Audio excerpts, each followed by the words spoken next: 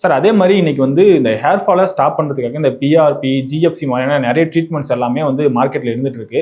So எந்த treatment இதில் பெஸ்ட்டான ஒரு ட்ரீட்மெண்ட், அது மட்டும் இல்லாமல் இன்னும் எந்தெந்த மாதிரியான ட்ரீட்மெண்ட்ஸ் எல்லாமே புதுசாக அட்வான்ஸாக இந்த ஹேர் ஃபாலை ஸ்டாப் பண்ணுறதுக்காக இருக்குது சார்?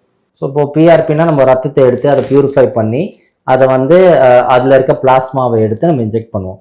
இந்த பிளாஸ்மா எடுத்து இன்ஜெக்ட் பண்ணும்போது அதில் வந்து நம்மளோட ரத்தத்தோட சில ஃபேக்டர்ஸ் எல்லாம் இருக்கும். ஸோ இந்த ஜிஎஃப்சி இந்த பிளாஸ்மா பிஆர்பின்னு வரும்போது அது அந்த பர்சனுக்கு எடுத்து பண்ண முடியும். ஏன்னா அதில் நிறைய மற்ற இது இருக்கும், தேவையில்லாத நிறைய பிளட் காம்பனன்ட்ஸ் அதில் இருக்கும்.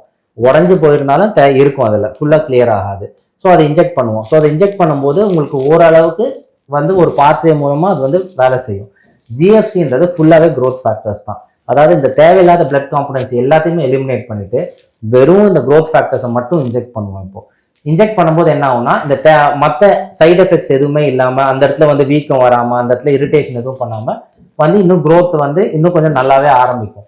இப்போ புதுசாக பார்த்தீங்கன்னா எக்ஸோசோம்ஸ்ன்னு ஒன்று சொல்கிறாங்க. டைரெக்டாகவே ஹியூமன்ஸ்லேருந்து இல்லை பிளசண்டாலேருந்து எடுக்கிற எக்ஸோசோம்ஸாக இருக்கலாம்.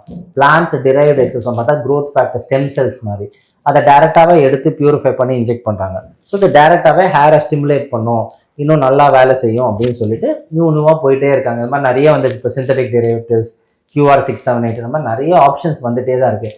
பட் எல்லாருக்கும் எல்லாம் வேலை செய்யுமானா கிடையாது. ஓகேவா, சில பேருக்கு பிஆர்பி இருக்கும். பட் ஒவ்வொருத்தருக்கும் ஒவ்வொரு இண்டிவிஜுவல் தெரப்பியும் நம்ம பார்த்து தான் நம்ம டிசைட் பண்ண வேண்டியதாக இருக்கும்.